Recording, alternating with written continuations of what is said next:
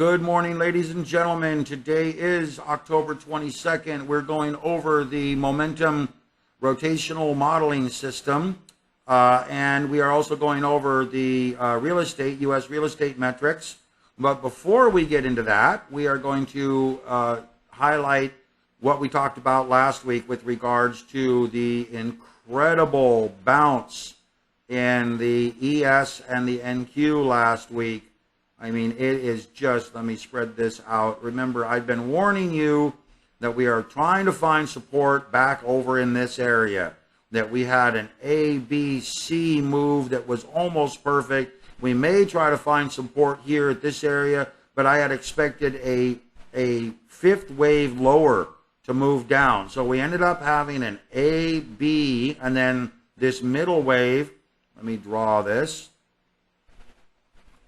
Started out downward to here, up to here, then this turned into an A, B, C wave lower. Then we had that recovery phase after everyone thought the Fed was going to pivot.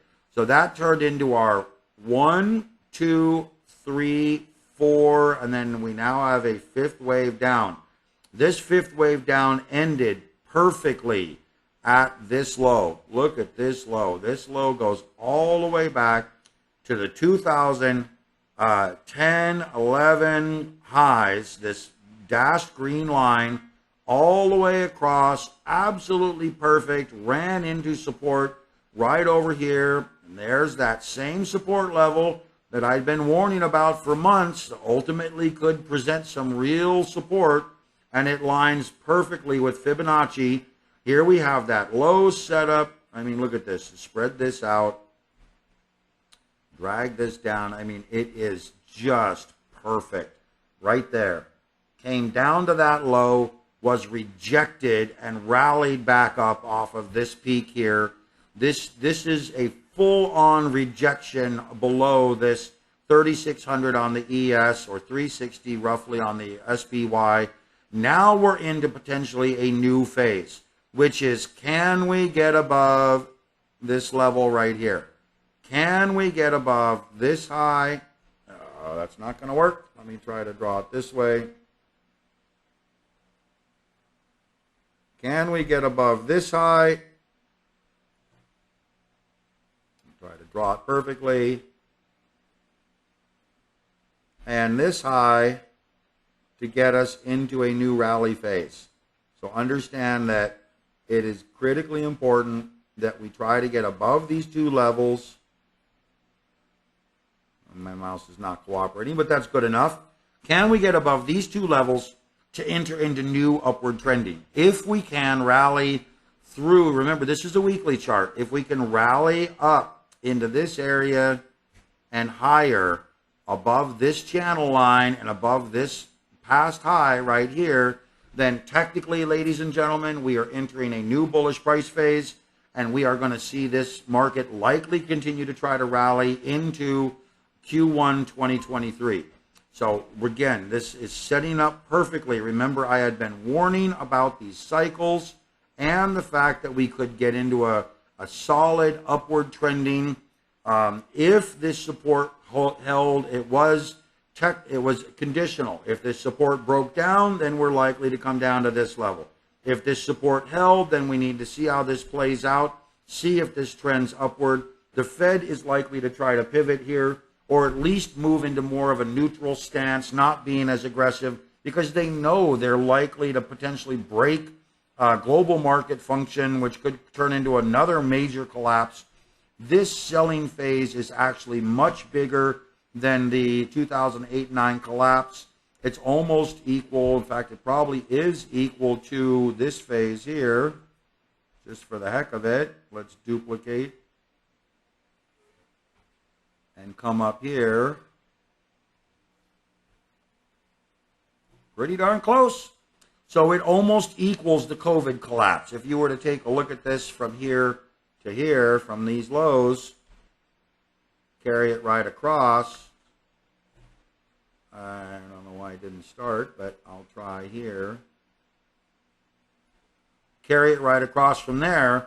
This collapse here that we've seen in the U.S. markets pretty much equals this COVID collapse from peak to bottom. So this was a global economic shutdown that prompted this collapse. We've seen an 100%, almost 100% true measured collapse in this cycle. If we were to get this same type of rally phase out, which I'm not saying it will happen, but if we were to get that same rally phase out, I don't know why it didn't duplicate. There it is. Then we could be looking at something like this from these levels. And just for the heck of it, that puts us at the ES rallying all the way up to, spread this back out, 6130. So can you believe the fact that if we were to get some sort of quantitative easing, and if we were to get a full 100% measured move, we would likely see this move up to the 6130 area. If we were to get roughly a 618 measured move, which would be right about here, we would probably see something kind of close to this, which is 5440, 5430, somewhere in that area. So that would mean that we would have, and if we do the math on that from these recent lows up to this area, we would have a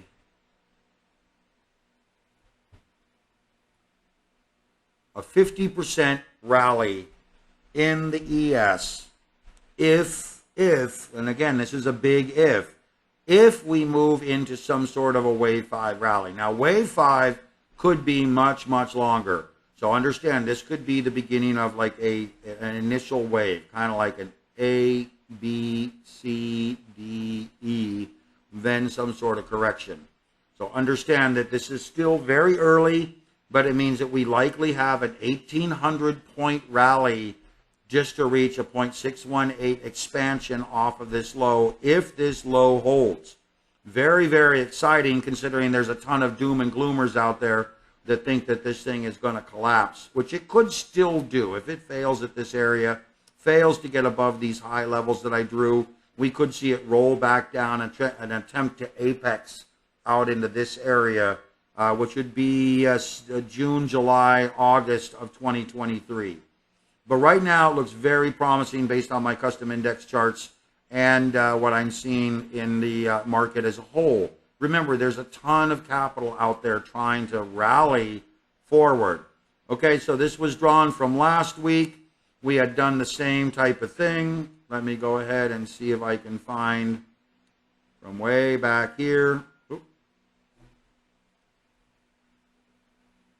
System's operating a little slow, but that's fine. I'll deal with it. So we have the high price level from 2011 roughly. Try to get it close enough across here. You can almost carry it right across here because it matches. And come in here and edit. Make sure this is the right one. Yep. So we're going to go style, dots, color, green, width, thick. And I forgot to extend it. Edit. Extend to the right. And so you see that the same high price level that we had on the ES does not qualify on the NQ. So understand the NQ is a separate beast right now. We have this zone here, which is essentially a support zone from back over here, which is acting as our base and bottom right now. And we are going to wait to see if we have any type of confirmation. We would still have the same rules based on Fibonacci. We would have to get above this level right here. Very important that we get above. Come on, mouse. There we go. That level and this level right here. Very important that we get above these levels in order for the market to continue to move higher. And again, we have a similar type of collapse. This is actually, you can see, is bigger than the COVID collapse in the NASDAQ. and it is much bigger than the 2008, 2009 collapse. When you come back over here, spread this all the way out. This is the global financial, oh, dang it, super slow.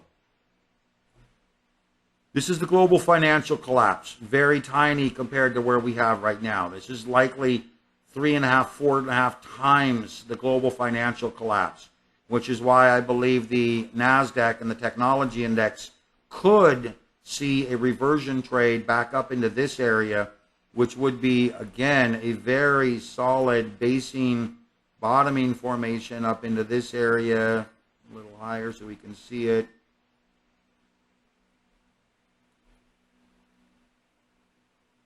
And price distance would be a 33 to 40% rally in the NASDAQ. But remember as well, if we enter into a wave 5 setup where we could see some sort of a big next phase market move, it's likely going to be bigger than the wave 3 or near the size of wave 3. So we could see the NASDAQ really from these lows move up into this 24, 25,000 range off of a very big move. Now, it may seem ungodly to think that the NASDAQ could rally all the way up to these levels. But let me explain something to you. The Fed and the global central banks have just created $13,000 or $13 trillion plus, and they may not be done in trying to stave off the market. I believe this is a wave 4 correction and a broad wave 5 pattern, which means the next wave 5 needs to clear above this wave 3 peak. If it does so, we could see a rally phase easily up into this 22,000 to 24,000, 25,000 area. And that would be another 100% increase, ladies and gentlemen. Take a look at this so you can see 118% increase in the NASDAQ on the next wave 5. So as you're considering these doom and gloomers that think the markets are going to collapse down to zero, understand that that is not the Fed's intention. That's not the global central bank's intention. They're looking at trying to keep the party rolling, and we could be looking at a very broad wave 5 peak. Now, once we hit wave 5, way back potentially over here or maybe higher, then, and that's going to be more along the lines of 2028, 29, where I've drawn this, wave 5 peak is likely going to happen somewhere over here in this area, 2027, 28, 29, somewhere in this area. And then at this point, we now start a broader collapsing cycle, which could bring us quite a bit lower. And it's not going to be that quick, ladies and gentlemen, but it is a broader unwinding cycle, which may attempt to move down into the COVID area. So understand we have, if I were to have a guess, we'd be looking at something around this area as a potential support zone for this bottom. And that puts us pretty much right where I've drawn it.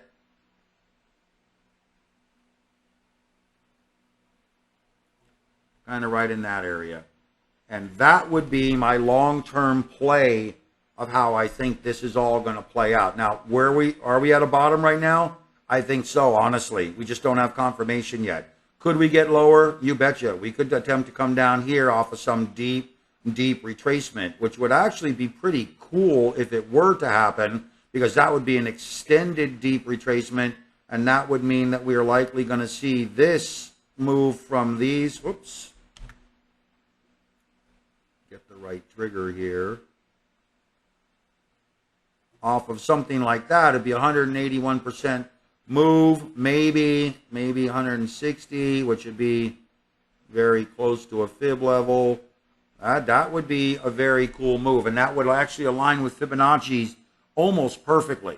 And then we would see some retracement back here to the downside, which would be wiping out all of the excesses from 2019 all the way going forward. So understand, this is where I kind of think we're at, but I think we're very close to a bottom here. It may not, it may turn into a broader kind of a wave. So if you understand the wave structure, this is a nice move higher, but still didn't clear this previous top. If we get up into this move, then we're looking at an A, potential B, potential C before we may come into some kind of a move up to the upside here. So understand that this could happen. This could play out. We could be looking at a deeper retracement early or middle of 2023 before we get some sort of a bottom. This could play out, okay? And this would indicate that we're seeing some sort of a global crisis event, because that's what would likely take us downward. But ultimately, the bottom area that's setting up right here and or this bottom area down here is going to prompt a wave 5 rally, and that's going to take us up into these areas here, which is going to be 24,000, 25,000 on the NASDAQ, and that's going to be basically 2026, 2027, 2028 before we start to really peak and get into a new crisis mode and then come down into this area. So here's the broader term picture for everyone. Now let's go back to what I started with. We have the rotational modeling system is still bullish, the SPY on weekly, bearish on daily. We are net position, 50% short, 50% cash. Our current position is 6.41% in the profits. This could change at any moment, changing into a new bullish trend here. So be prepared. I might be alerting you that we are getting into 100% bullish position. The weekly chart's holding up still bullish very nicely. We'll see how that plays out. It's been giving a lot of potential bottoming signals. The statistics on the system have not changed. We're holding up quite nicely. We still have this drawdown in 2022, which should be a little weaker right now. It should be more like 4.21 or 4.22, simply because we've actually seen this move up. I haven't updated this since end of September. So when we get into the new October data, which I'll do next week, we'll have this updated for 2022, and we'll see how this is holding up. The real estate conditions, very interesting that we're seeing this rise in reductions. We're seeing a rise in active listing count. We're seeing a rise in share reduced. We're seeing a decrease in median listing price activity. So prices are coming down. You can see they were higher up here, rising at near 20% year over year. Now they're almost rising down. They've fallen essentially 50% from that level, rising at only about 8% to 10% a year. This is 2 weeks old. So remember, by the time I get this data, it's really posted every Thursday. It's really about 10, 15 days old by the time I get it from realtor.com. So understand that the markets are now shifting dramatically. And what I expect to happen here, ladies and gentlemen, is very simple. Active listing counts are going to skyrocket. Days on market are going to skyrocket. Reduced pricing is going to skyrocket. And pricing levels, median listing price level, is going to move into negative territory probably by February, March of next year. Okay, maybe even a little sooner. So this is going to move into a new downward phase. The orange line is going to move below the blue line, and it's going to move into a new downward phase. Now understand that the real pricing factor, this is my modeling system, has moved downward by 1.15% last week, and the modeled market demand has moved down by 0.72%. These were positive the week before. So we're now seeing broad weakness in the market. We are seeing all of this start to really collapse. The Fed is really setting the market up for some sort of a decline, and I think we're going to see it move into deeper territory. And when I say deeper territory, we haven't seen housing price activity, which is this dark blue line here, move into negative territory since well, actually it wasn't in negative territory in COVID right here. But it's going to move, in my opinion, into negative year-over-year territory, and it's going to probably happen before November, December. My guess would be right around Christmas. If the Fed keeps pushing interest rates a little bit higher, I think it's going to break the U.S. housing market, and it's going to move into negative downward trending year-over-year. And by that point, this blue line is going to be below zero, and everything else is going to be above zero, meaning you're going to be starting to see listing counts go up, days on market go out. Everything's going to be in a decreasing market, a deflationary U.S. housing market, and price growth, this blue line, is going to be actually negative. Okay, next we're going to go to, wrong direction. The U.S. pricing trend has moved you can see it's flatlined and actually gone negative over here. So let me zoom this up and go to here. You can see we've actually gone negative. We went negative back here in COVID. We went negative after COVID. And this is pricing trends. This is another one of my modeling systems. We've been fairly negative if you average this out, fairly negative going forward. But now I believe we're going to come down and really break down into this minus 10, 15, 20% area on housing trends.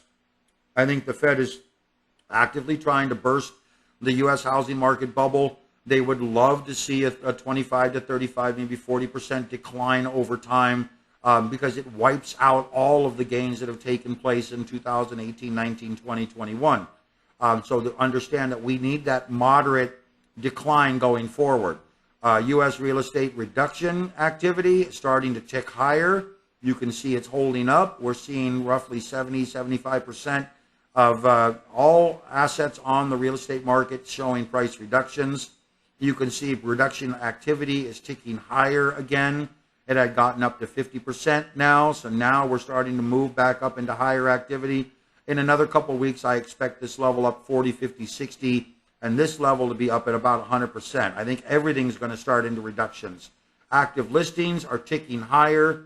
Boy, oh boy, we've seen this. Pretty much everybody waited. They didn't know what to do. Let me try to move this out of the way here. They didn't know what to do, so they were waiting, putting their house on the market and hoping.